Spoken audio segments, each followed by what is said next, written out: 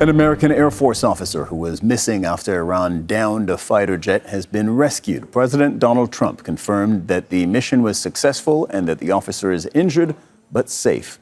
The operation lasted 2 days, with both U.S. and Iranian forces looking for the missing airman. He was extracted from Iran after what was described as a heavy firefight. Donald Trump posted to social media saying, "We got him." Over the past several hours, the United States military pulled off one of the most daring search and rescue operations in U.S. history. Trump added this brave warrior was behind enemy lines in the treacherous mountains of Iran, being hunted down by our enemies. At my direction, the U.S. military sent dozens of aircraft armed with the most lethal weapons in the world to retrieve him. He sustained injuries, but he will be just fine. This miraculous operation comes in addition to a successful rescue of another brave pilot yesterday. Well, Tawhid Asadi is in Tehran. Nida Ibrahim is in Ramallah in the occupied West Bank, and John Hendren is live in Washington, D.C. That's where we start. John, tell us what you know about this rescue operation and how it unfolded. Well, Sarah, we know a surprising amount just shortly after the operation. And the reason is because President Donald Trump tweeted about this or posted about it just 3 hours ago. And we were getting live updates from a U.S. official as it was going on. As a matter of fact, at one point, that official said that the operation was in the middle of a firefight, that could still go badly, that that Colonel might not make it out. It was an operation with many dangers. It did not go as planned. It involved hundreds of troops, dozens of aircraft. And before that, for 2 days, we had American aircraft scouring Iran looking for this person. Now, we are told from a U.S. official that they actually had the location of that airman. But as they began this operation in darkness, it ended in light. And that means it took longer than they expected it to because they wanted to get out of there in darkness. And we're told that as they were closing in on that airman, a firefight broke out. They managed to pull off the rescue, but they left the country, finally secured a place for that airman in an aircraft, got him out of the country, but not in the way they had planned to do that. So this was a complicated operation that ended up avoiding a situation where a U.S. airman would have been held as a prisoner of war in Iran. And John, stay with us. Let's get what the Iranians are saying. Tawhid, you're in the Iranian capital. So Iran and Iranian forces were trying to capture this American soldier at the same time that American special forces were trying to rescue him. What do you know about what happened?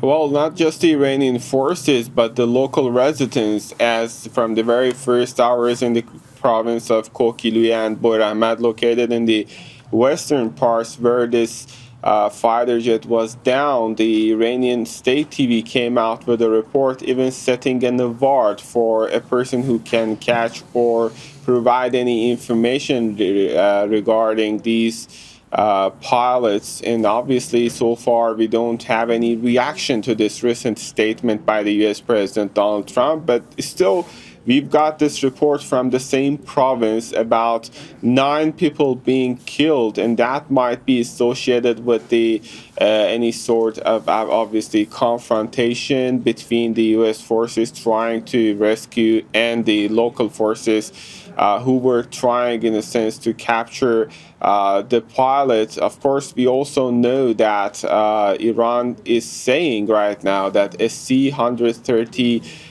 fighter as well as 2 Black Hawks are downed in the central areas of Isfahan province, and that is something that we heard from the Iranian side. And also we've got the statement from the spokesperson and other military officials, a clear message of resilience and retaliation in that regard. And obviously this is a very important development, not just related to the pilot, but the Iranians are trying to depict it as a sign of victory of when it comes to the capability of the air defense system inside the country. Previously, we've got it from the U.S. officials and the U.S. President Donald Trump in particular criticizing and downgrading the capabilities of the defense capability of the country. Right now, Iranians are saying that they have been able to have a functional defense system, air defense system, and that is in line with other claims that they are putting forth regarding the downing of drones and missiles over the past few days. John, back to you in Washington, D.C. So the last 2 hours, if we take everything in, has been a mixed bag for the U.S. They've had 2 successful rescue operations. Obviously, that's a win for them. But it also, before that, they've had several of their planes now shot down for the first time in this conflict. That's right. So we've got not only were these Black Hawks hit, there was an A-10 Warthog plane that on Friday was shot. That pilot had to eject and did so safely outside of Iranian airspace and was rescued as well. But you're right. I mean, over the past 48 hours, there were 2 rescues. First of all, you have the pilot who ejected from that plane in Iran. Somehow, we don't know the details of this, that pilot was extracted from Iran, seemingly without a lot of drama. But then you had this weapons specialist, this colonel, who apparently evaded Iranian forces on the ground for 2 days, hiding as the Iranians scoured the ground, the hills and valleys, and the Americans scoured from the air, racing each of them to try to find that airman. And then you had this rescue operation overnight that ends up in a firefight, which was obviously something the Americans were trying to avoid. So definitely a mixed bag, complicated, but in the end, they ultimately achieved their goal, which was to ensure that they didn't leave a prisoner of war inside of Iran. And of course, the U.S. has a memory of 1979, when the embassy was taken over, when hostages were held there. And that became a serious problem for President Jimmy Carter, who ended up being a one-term president.